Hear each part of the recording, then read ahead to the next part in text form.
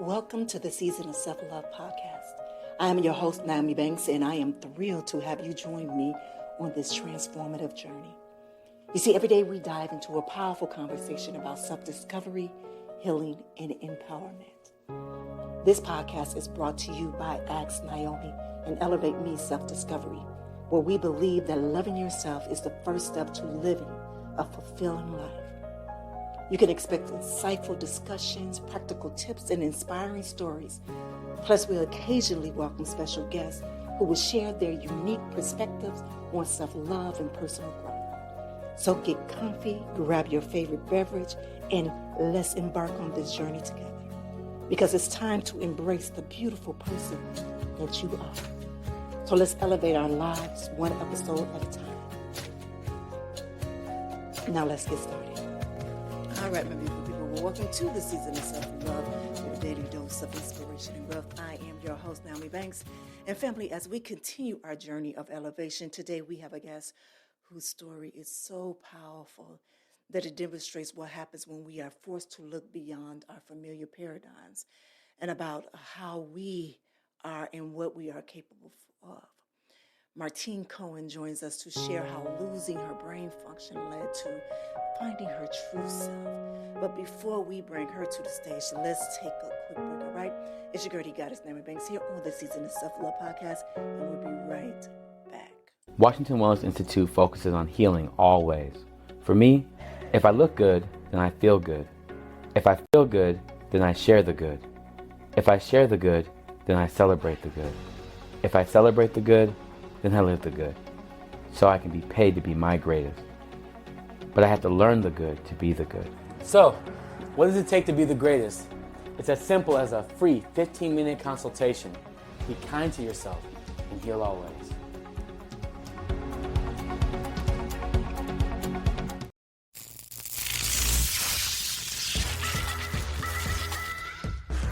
Hey, this is Dog Pound Mike from Ask Nyomi Bridging the Gap podcast.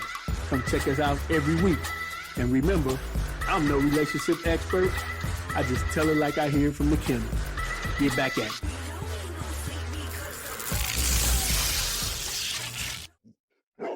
All right, well, welcome back to the Season of Self-Love podcast. I am your host, Nyomi Banks, and I am here with Martine Cohen. Hi. Hi, it's a pleasure to be here. Yes, thank you so much. Your story is truly, truly amazing. But before we get into it, I want to take a nice little guided meditation, and we will truly find out how it is to live beyond the brain, all right? Perfect. All right, my beautiful people, you know how we do it. If you guys could just get comfortable and close your eyes, all right?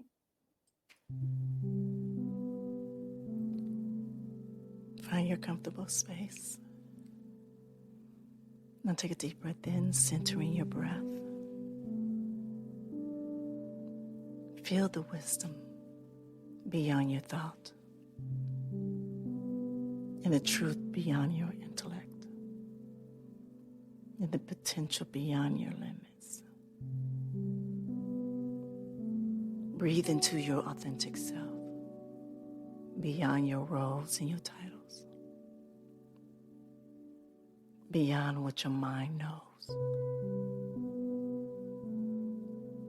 Now feel your unlimited nature, your innate wisdom, and your true essence. Now take one final deep breath in, bringing this awareness with you and ready to explore new possibilities. Now you may open your eyes. All right, my beautiful people, if you're new here to the Season of Self-Love podcast, it's something that we do every day, Monday through Friday, here on the Season of Self-Love podcast. Miss Martine, welcome to the Season of Self-Love. I'm truly, truly excited. So let's dive into your powerful story of transformation. So, you started off as an attorney, right? Yes. A strategist that lived in your intellect. Oh, I did. I lived in Yeah. my brain. My brain was my best friend. And I think that over time, I thought I was my brain. I didn't realize it. I kind of became my brain, my thoughts, my exactly that, my intellect. I loved sort of everything strategy, and I lived from that place. And I think a lot of us do, and we don't even realize it. Yeah. And then in 2016, there's a car that rammed into me on the driver's side. Somebody said that they might have been on their phone, whatever it is. I didn't even see the car coming. I lost consciousness, and I didn't even know that I had been in an accident until I came to. What happened after that was something I would have never imagined, and I do not wish it on anybody, except that it led me on this powerful transformational journey of self-discovery and finding out that I was so much more than my thoughts, than my emotions, than my brain. Not my brain, just so much more. And I think we're limited sometimes by our thoughts and by our beliefs about who we are and by our mental constructs and the identities that our brain creates for us about this is who I am. You know, I'm an attorney. Therefore, I'm not an attorney. I worked as an attorney. I am much more than just an attorney or a mom or a wife or a sister or a friend, right? Those are parts of who we are. My brain wasn't functioning at all. So I would never be able to have this conversation, would have not understood a word you said. It was a very, very dark and scary period. Wow. But the blessing of a dysfunctional brain, and I'll say it that way, because there's always a blessing in something. I believe that anyways. And there's always something that it can bring to us if we just look for it and we're open to it, was that my brain didn't have any opinion about anything. It didn't have any thoughts. It didn't create a story around a set of facts, right? So I could feel fear. I could feel afraid, but I wasn't afraid to feel it. And there was nothing stopping me from fully feeling it, because usually it's our brain that does that. Don't go there. Don't feel your feelings fully. Or, oh my goodness, you know, that incessant mind chatter that we all suffer from, right? I didn't have any of that. It was very quiet, and I could just feel whatever I was feeling. And I was aware of it, which was really strange and odd, but my brain was not functioning at all. So that's when I realized, okay, there's a consciousness, there's an awareness that is not attached to my brain. And who is that? And I could just go inward and see all the fears that we had and all the, I call them like the crusty layers, you know, the stuff and the limiting beliefs that you have from childhood that still instruct how you live your life as an adult unless you intentionally get rid of them. And we don't realize that. We're thinking, oh, like I'm older now.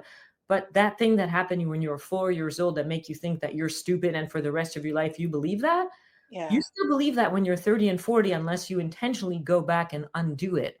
And you could be very successful and you'll still feel like you're not good enough. And it's our birthright, I feel, to know ourselves and to get to know those layers, but our brain's going to stop us and say, but you survived so well until now. So don't go there. Don't rock the boat. I had nothing stopping me from rocking my boat, from going inward into my inner landscape and really exploring all of that gunk and all of that stuff that didn't serve me, that I didn't even know was there. So that's the blessing of a dysfunctional brain. It wasn't in my way. It didn't try to protect me. So I could go all in.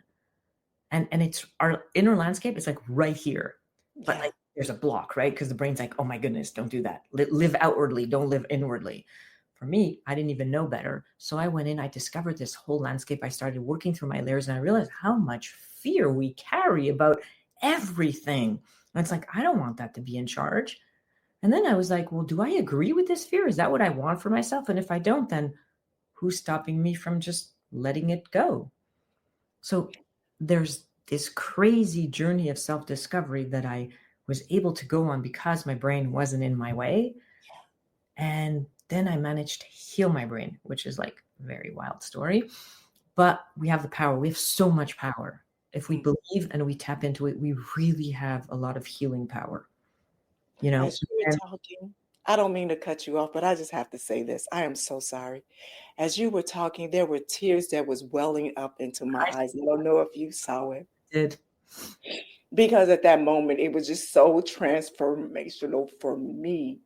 It's because as I heard and felt everything that you said in your feelings and in your emotions, because we allow our brain to block every emotions that we have. And in that moment, I saw every bit of your paradigm just melt away. Every bit of judgment, every bit of everything. And for me, it just melted my heart because it is a sense of melted mind away. Yeah. And it gave me a sense of joy, a sense of direction. And why I just wanted to pause at this moment, because I wanted my listeners just to sit in just what you said before, and just so they can sit in that, because that was just powerful that you said, by your brain being damaged, it was a blessing. That you use that as a blessing, as a different perspective of like, no, it wasn't damaged. It was repaired, meaning that whatever was built in before, that was structured, was there before, it just took all those layers out, and now it's now of a new. It's of a new. And it's just so, and I thank you for just being here right now. And it just brings so much joy. Oh my God, it just brings me so much joy just to see it.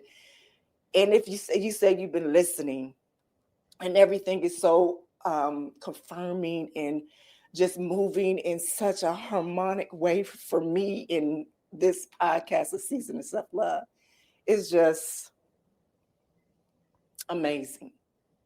Amazing. I'm so sorry to cut you off.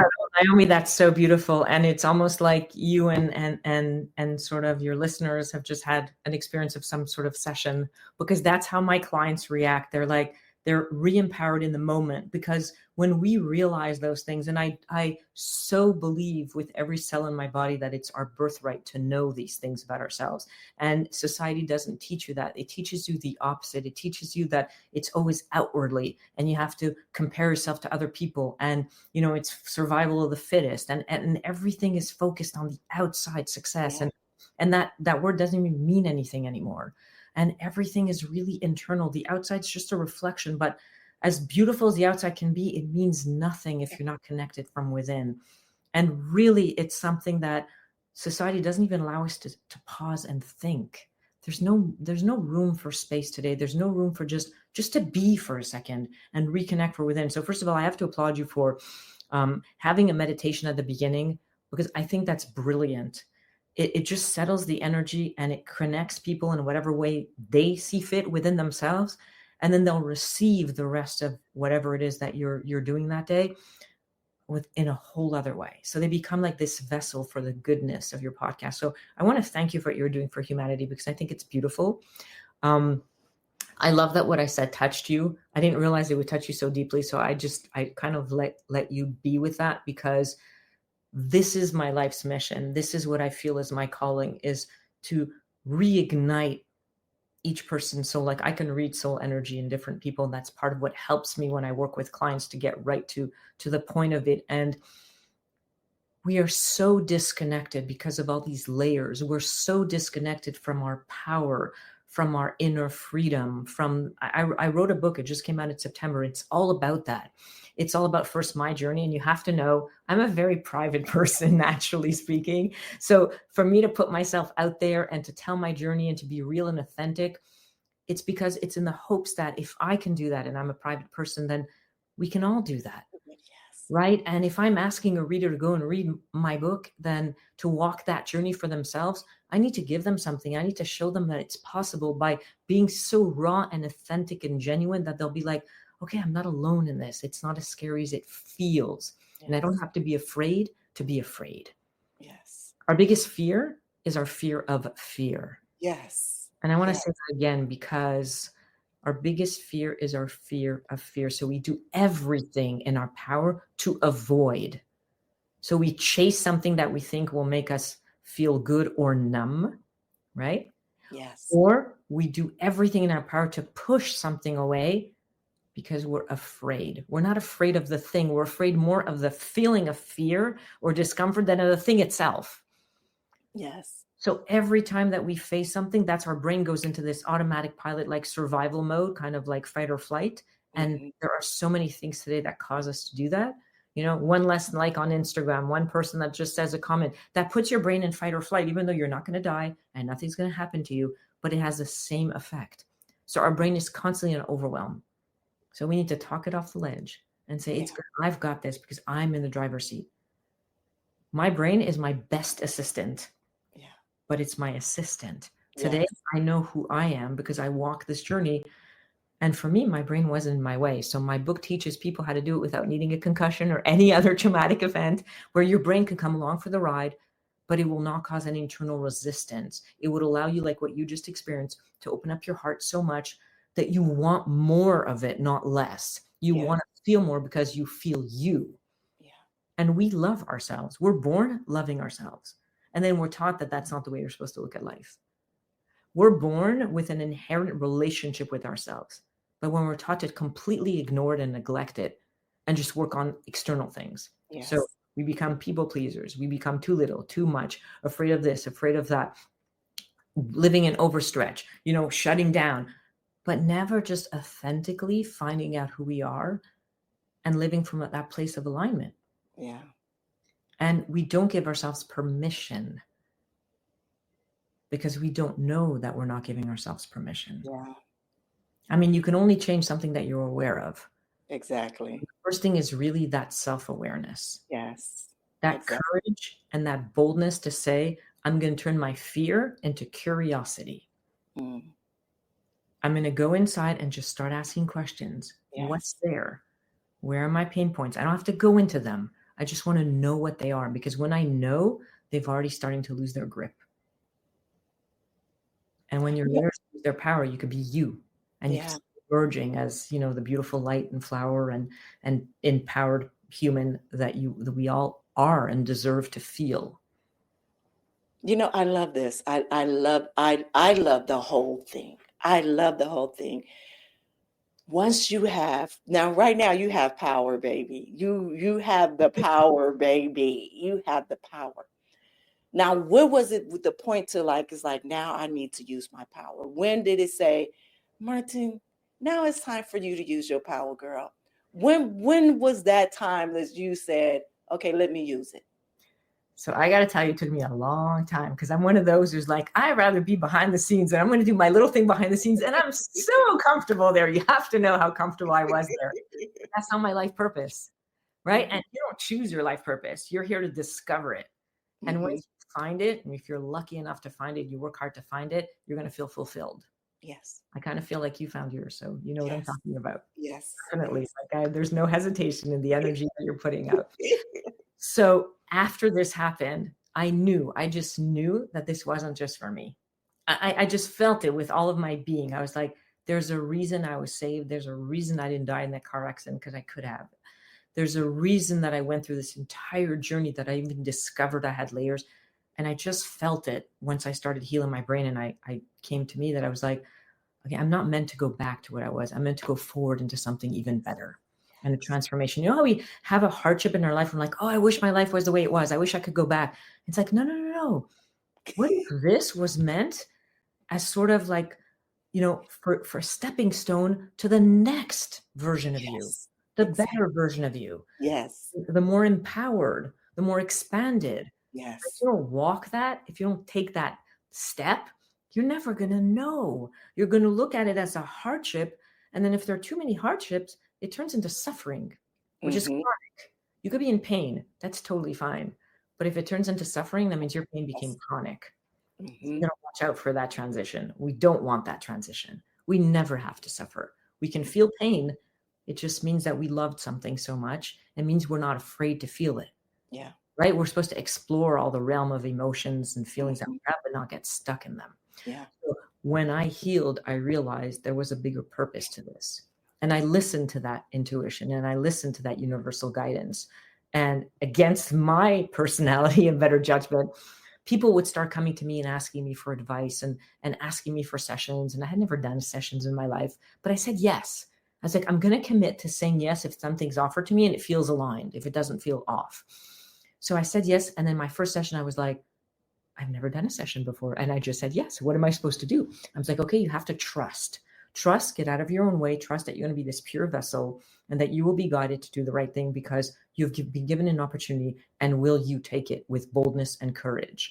And my answer was yes. And for the following year, I said yes to everything that felt, ooh, in my, in your gut, you're like, oh my goodness, this is growing pains, real growing pains beyond the physical, right? Like, yes. I started speaking. I was asked to do a workshop. I had never done one before. And keep in mind, I'm an attorney, so it's not like I don't know the corporate world, but this was a whole other world that had nothing to do with Different room. Yes, this is a different room. this Yeah. was much more visceral, right? And much more real. But then I realized I love helping people because as a corporate attorney, I help people grow their companies. That's what I love to do. So it's the person behind the company that matters, not the company. So I was like, now I'm helping people in a much more visceral, deeper way. And Yeah. I've been gifted this access to universal wisdom through the journey that I had the courage to walk on because I didn't know what else I was doing. And I have to pay it forward. This is what it's about. This is not for me. Exactly. It's never for us. And when you're of service, you are going to feel the most fulfilled. Yes. More than anything else. It becomes sacred.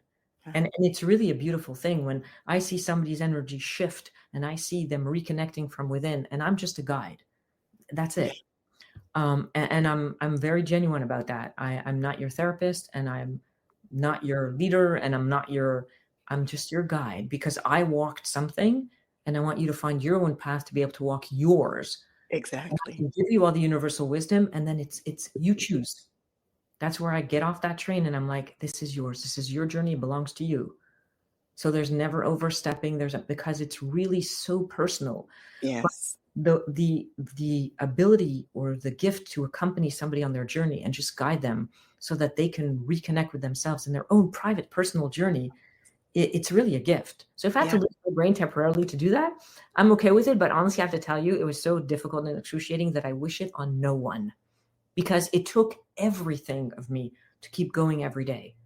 It really did. It was so scary and so dark. And I didn't know who I was. Because, who are you without your brain? Who are you without your personality? Isn't that how you identify who you are?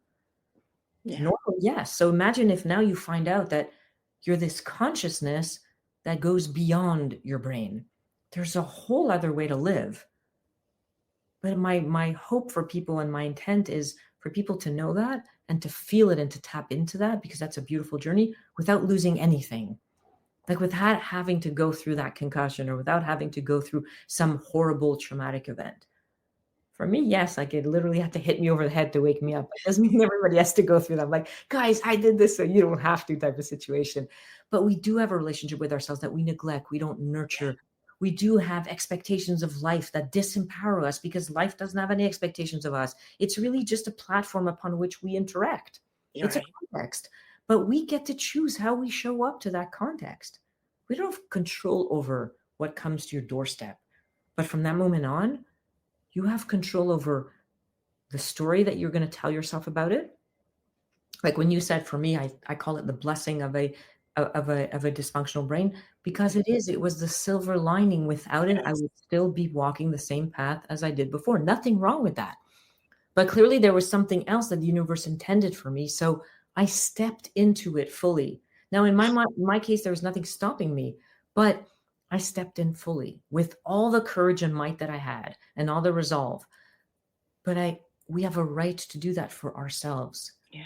So the book walks us through that journey and meets you where you're at, because that's what I want to give to the world. I believe that we have a right to remember that we're supposed to get to know ourselves. Yeah. And then live from that place, regardless of what anybody else says. What matters is what you say, what your intuition tells you, what your gut tells you, and what you feel inside is aligned. How many times do we just decide things, right? I got to get this off my plate and check this off my checklist and do this and run here. And it's like, well, are you aligned with any of the things that you're doing? Did you check in to see if this is a choice? Right. Decision, and what's the difference? And I guarantee you 90% of the people, when I talk to them, they're like, oh my goodness, I don't think I made one choice today, but I did a lot of things. Mm-hmm. And I made a lot of decisions, and I had to, but I didn't choose very much. And I don't even, and usually we only know after the fact, right? It's like, oh, something feels off, but we can know before the fact. When you're at that crossroads, you check in with yourself. And when you check in with yourself, you're going to you're going to know if you're listening and you become attuned and you teach yourself to become attuned. And that's what it's about. Reprogramming your brain, you're going to become your own best friend. And before you can be a friend to anybody else or good for anybody else, you need to be good for you. Yes. Practice for the interactions that we have with anybody else in the world. Yeah. That's a note for me. And you know what? The better we are with us, the better we are with others, because we come from a place of wholeness. Yes. So even if you come from a place of wholeness where you're truly only looking to give and receive, not take or impose. Yeah. Friends. So we're not looking for a result. We're just so invested in the process that the result can only be good, but we're not worried about the result. We're taught to be so result and goal oriented and to bypass completely who we are, whether we even want that goal, whether it aligns with us, and what kind of process. And really, the goal is dependent on the process. So the more process vested we are and the more we care about doing it for the right reasons and in the right way, we eliminate the possibilities of, failure, and we can only succeed, and sometimes better than we can imagine. Exactly. Even our imagination is limited. You know, it's limited by our brain. Yeah. Yeah. Yeah. Is this, you know what? This is so beautiful. It really is. That's all I can say. Is just a beautiful mind. This has been a beautiful mind. Your mind is beautiful. My mind, so thank you. My mind went through this crazy transformation. And I believe that we all have the power to help our mind be that for us. And when it is that for us, it becomes our best tool. Like I said before, our best assistant. But we need to remain in the driver's seat, not our brain, not our fears, not our greed, not our, ambition, but just us. Yeah. And then you could choose. You want to be ambitious. Great. But it's serving you. And if it serves you, it's also serving others. And how beautiful is that? Imagine if everybody in the world could just do that.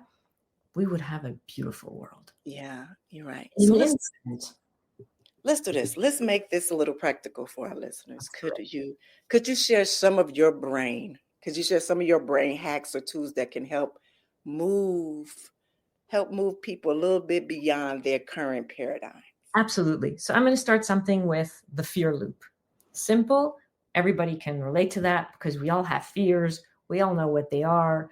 Little ones like a spider to a big one like a change in career, or maybe leaving a partner, or maybe going with a partner, or maybe, choosing to become a parent, or so many different things, moving to the other, side of the country, whatever it is. All those things will elicit fear. Sometimes it's even just going to a party where you don't know anybody. It could be social fear. It could be anything. But whatever elicits fear, so the first thing is to acknowledge it for what it is, right? Instead of just, well, what do we do normally when we have fear? We either sink right into it. Oh no, that's not for me. I can't do that. That's not for me. Or I'm not smart enough. Or we find reasons. Our brain gets into okay, I'm going to be the author now. I'm going to explain to you why you can't do this. We're afraid. Boom.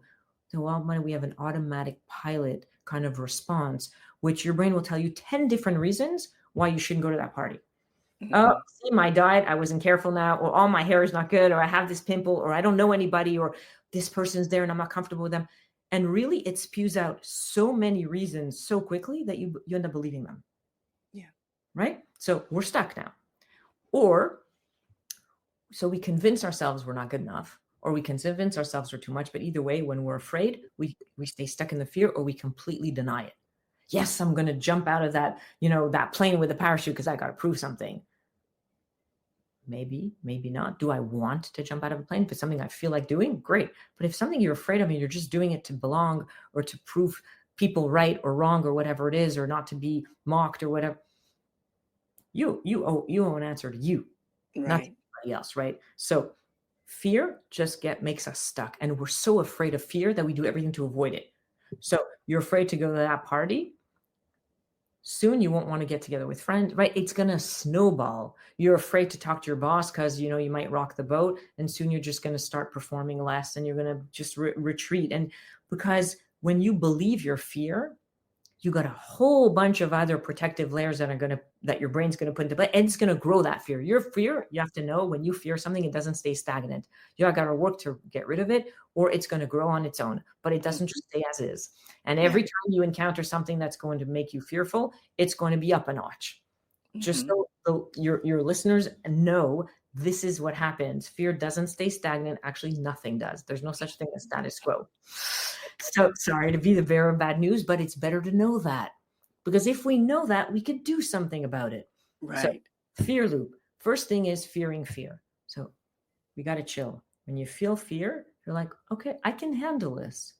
Now, let me get curious about this fear. Now, I talked about that before. Let me turn my fear into curiosity, right? So what's this fear about? What's the message? I don't have to buy into it. I don't have to believe it. I don't have to get rid of it. I don't have to pretend it's not there. I could just watch it and say, I want to understand what this is about. So thank you for coming into my little zone. Now let's have a conversation. Who are you and what is your message here? Really? So it sounds funny, but imagine yourself having a fear. Or give me a hypothetical. No, I'm definitely doing it. Let's see. You're there. Yeah. Great. So I have a fear of mice, and I'm gonna tell you why. I mean, and I'm gonna share this story with you. And this is a part of me changing my paradigm. I had to use this as an example on the show a few weeks ago. I was getting everything together. I was very hyped about changing my paradigm. I was up, doing everything. And all of a sudden I see this mice. I haven't seen a mouse in almost 15, 20 years. I hear you.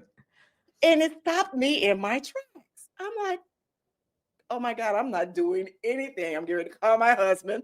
I'm getting ready to go to a hotel until he gets this thing out of me. Like, I hear you. Like, period. And so I said, no. I said, this is what it is. This fear right here will stop me from doing whatever that I just said that I was going to do. This is a part of my old paradigm of me not doing what I said I was going to do and have me stuck. So you know what? No, I am going to, first of all, I'm going to name this mouse. The mouse name is Jerry. His name is Jerry. So make it to where it's not so harmful. But then I did that very thing. I was like, now when did this start? When did I start fearing the mouse? And it went back to an old story that when I was living with my grandparents, and I remember we was cleaning out of her closet. And if my aunt and them are listening to, they are really probably cracking up. And we were cleaning out. It's like, when you smell this old, like real stinky smell, right? Absolutely. And we were trying to find the smell. We didn't know what it was. We didn't know if somebody owed stinky socks or whatever. Right. So I found this shoe, stuck my hand in the shoe. Oh my goodness. And it was a dead mouse. And when I put it out, it was a dead mouse. And I just dropped it, ran out the house and was screaming, oh, holy hell. I've been deathly afraid of mice. I couldn't even watch them on TV. The only one that I can watch on TV was Mickey Mouse or Jerry from Tom and Jerry. Those were the only two mice that I can watch. That's a good thing. So interesting that you're saying that, because 2 points that are really cool right then and there. So it's not the mouse, it's the unexpected experience, right? It's the unknown, number one. So we need to understand first that every fear is about a potential or a connection that our brain makes with something unknown. Our brain hates the unknown. It'll do anything to sort of prevent you from going into the unknown, which is why it's hard to even start a new habit, even if you want it, or break an old one. Because for the brain, wait a minute, you've been doing like this the whole time. You smoke 20 cigarettes a day. You're still alive. Keep doing it. It's like, but I don't want to, let's say I don't smoke, but let's say I don't want to smoke anymore. Or, I don't want to drink as much alcohol, or I want to go learn how to ski. And but no, you could break your leg. You could do this. You could do, well, what about, I could have fun. I could be with my friends. I could do the après ski, hot chocolate. That's not what your brain's going to tell you. It's going to push you into this kind of little box of, you cannot do anything unknown. Like, don't make my life harder than it is. I'm already filtering out all the things for you. This is your brain telling you. So, oh my goodness, if this is unknown, don't do it. Now, as a young kid, it's even more so because we don't have any filters, right? And so it became almost this like freaked out kind of experience. Nothing bad happened, but it's your brain that freaked out, right? Because it's dead. It can't do anything to you. And it was like unexpected, and you risked and you put your hand in there. And that's the last thing you expected. Your brain was so surprised, caught off guard, and shocked by this unknown but I couldn't tell her in advance. I didn't think of that. I couldn't prevent her from putting her hand there. I never even told her that might be a possibility. Oh my God, we need to shut down everything that has to do with mice and maybe addicts and maybe shoes, right? Like, that, never put your hand in something that you don't know what's inside. And it becomes this ingrained fear that grows and grows and grows. So it's about the unknown. It's not even about the mouse. So when you called it Jerry, do you know what you did? You put it in the realm of the known, of the more comfortable. Because you said there are two mice that you're comfortable with, Mickey and Jerry. So you didn't call it Wilma, could have been a girl mouse, right? Because you called it Jerry, because for your brain, that brings the pressure down. Yeah. Watch what you did. I'm dissecting it a little bit for fun, because I want your listeners to realize that fear is simply something that your brain didn't think about in advance and couldn't warn you about. So it freaks you out, and then you cannot have anything to do with anything that your brain will associate that with, right? It is not a dead mouse, it's a live one.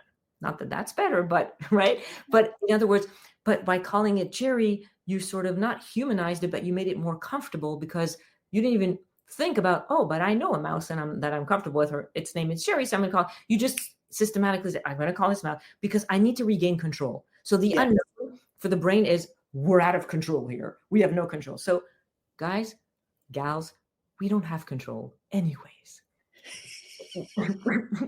We don't. And it's okay, because the only thing we have control over is ourselves. So we got to stay close to ourselves and say, I'm good with me, because if I'm good with me, I know I can handle anything. I don't need to control it. I just need to navigate it. Yeah. Much better. A lot less expectations. So I have a mouse. I don't need to control that situation. I just need to navigate it. So what did you instinctively do? Okay, let me just make it less uncomfortable. I'm going to call it Jerry. Then I'm going to call my husband and say, okay, please, I need help. But you already feel better when it becomes Jerry or Mickey or something that's a little more familiar, because familiar is the opposite of unknown. Good familiar, bad familiar, but it's familiar. Yes. So first thing is to recognize that you're feeling fear. Second thing is to say, I'm not fearing the fear. I'm turning my fear into curiosity. And then I'm going to start questioning, what is the message? So you kind of did that instinctively by saying, hold on a second, I need to understand where this is coming from. So sometimes it's coming from something, and sometimes it's telling you something else that you fear. What is it telling you? What is this fear about? So if you fear, skydiving, it may be legitimate, because sometimes fear is legitimate. And that's why I'm saying it in this way. It's not always fearing a mouse that we need to get over. Sometimes you don't need to get over your fear, but it doesn't have to encompass you and take over who you are. Right. A warning sign, like an alarm, to let you know, hey, are you sure you want to do this? Right? So if I don't want to jump out of a plane because if the parachute doesn't open up, it's kind of final. Let's say I prefer, like maybe less risk, right? Some people depends, and some people love to do it because they love the adrenaline, and that's totally fine. But they need to assess it within themselves. So you're feeling the fear. Is the fear excitement? Is the fear something that you want to listen to? But remember, you're in the driver's seat, and your brain is only letting you know. It's not your alarm system, right? That's letting you know, oh, there's a motion that's detected. Oh, it's a burglar, but it's not. It could be, a leaf in the wind that's blowing, right? So it's just a warning. It's just letting you know. So you're going to go and I'm going to investigate. So what is this fear about? Not why, because why is judgment.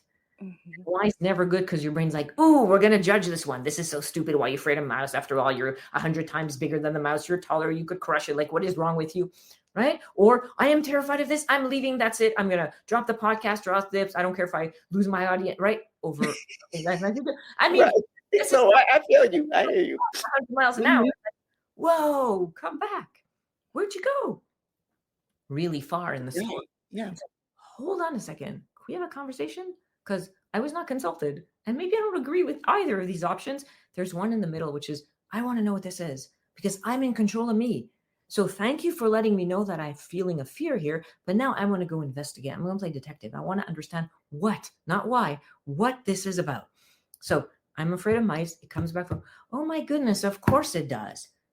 And then not judging it, but just acknowledging it. Of course I'm going to feel this angst because I never got rid of it. And it was really an unpleasant situation when it happened. And my brain was, not me, my brain was totally caught off guard. I am always fine.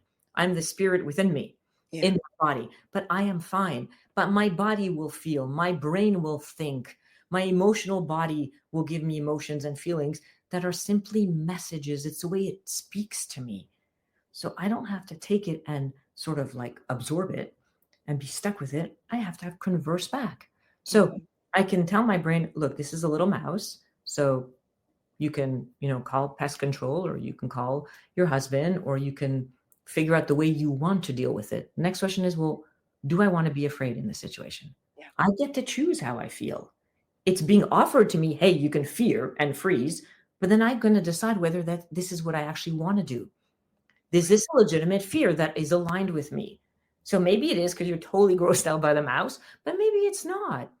And maybe you want to jump out of a plane because it's something that you've had on your bucket list. And maybe you're like, no, you know what? I actually agree with this fear. I don't want to do that. They're both correct as long as you're aligned with you, because your inner compass is always going to tell you the truth. You just have to learn to be in tune with it, right? And not have anything else in the way. And then you're going to say, well, if I don't agree with this fear, then what is it that I do agree with? And what's my next action? You have completely re-empowered yourself with this like 4 little step system of just acknowledging, right? I'm in a fear loop. I'm acknowledging it. I'm not afraid of the fear. I'm turning my fear into curiosity. And then I start questioning, do I agree with the fear? And if I don't, what would I replace it with in this particular moment? And I can't agree with it. It's whatever the truth actually is, your truth. Yeah. Now, what is the next action that I'm choosing? That's it. 4 little steps. It works with absolutely every single fear you're going to have. Beautiful. Right? And it can be anything. It can be going to talk to your boss for promotion. It can be, and when you do that, it's not your fear that's running the show, which inevitably doesn't always have a high percentage of success rate. It's fear.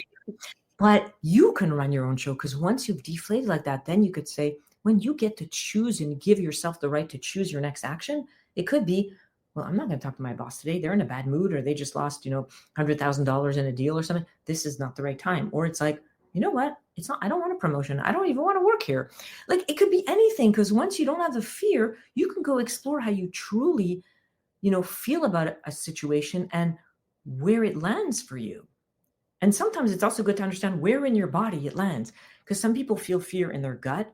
Some people feel fear in their throat, means they're not speaking their truth. Some people feel fear in their heart, means they're not open to the goodness of the world, right? So everything is a message to let us know where we're at, what we're aligned with, what we're not. Our job is to try to remain aligned as we advance and as we interact in the world. And that's easier said than done. But this is really our job for ourselves. Beautiful. Thank you. Thank you so much for that. Like, really.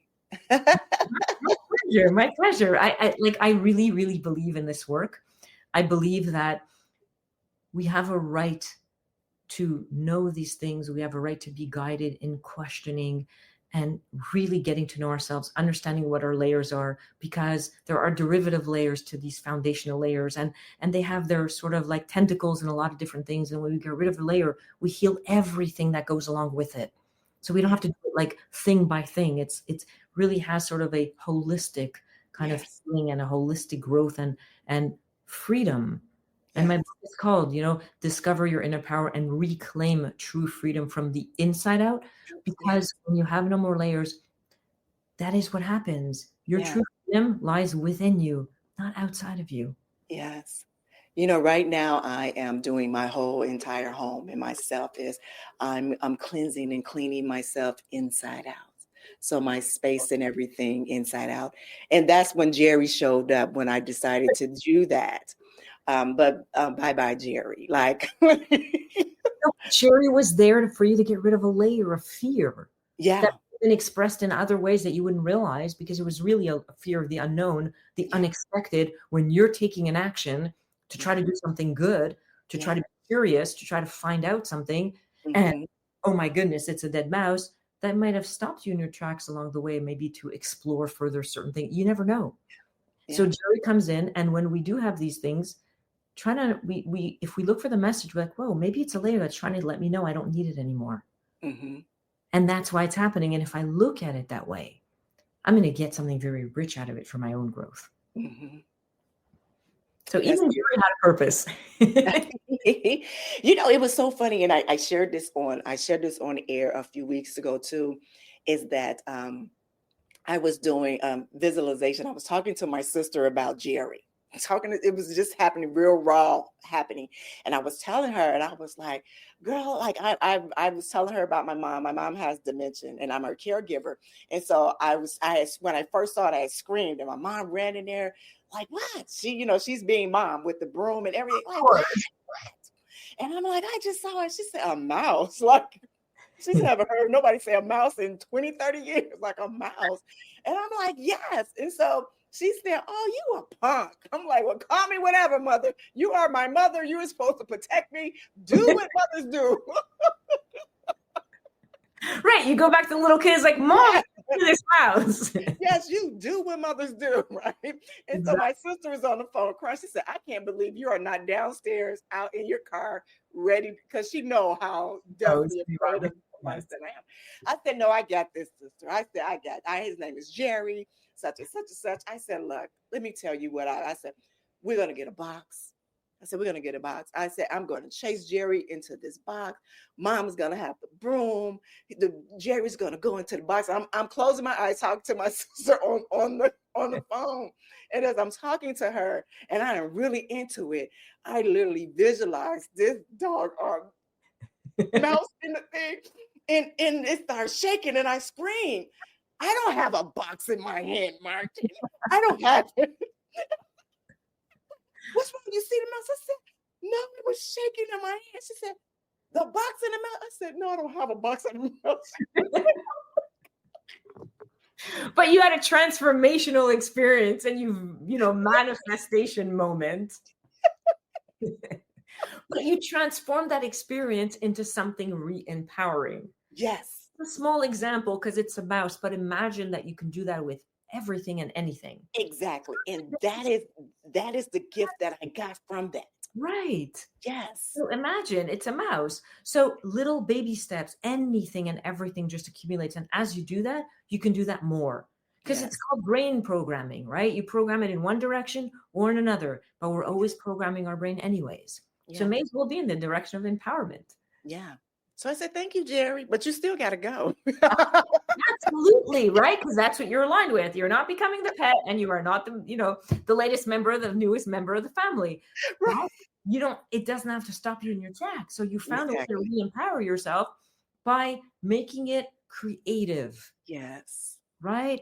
Yes. Because when we move fear out of the way, we have curiosity. Curiosity leads to creativity, which leads to choice. Yes. Right? Beautiful. I love that. And then we're aligned, and you did something that aligned you, because the way you're telling this story is probably not the way you would have told it if you had frozen in your tracks. Right? It would still be sort of traumatic, but now you're able to laugh about it, feel empowered, and know that next time, if something unknown happens, your brain will freak out a little bit less because you now have a positive experience. Yes. Exactly. But you transform that. We have the power to do that for ourselves. Yes. That's where our control and our ability to shift things around and rewrite parts of our story, that's where that comes in. Beautiful. And I love that. I love that. This is exactly what it means, going beyond the brain and unlocking your true potential.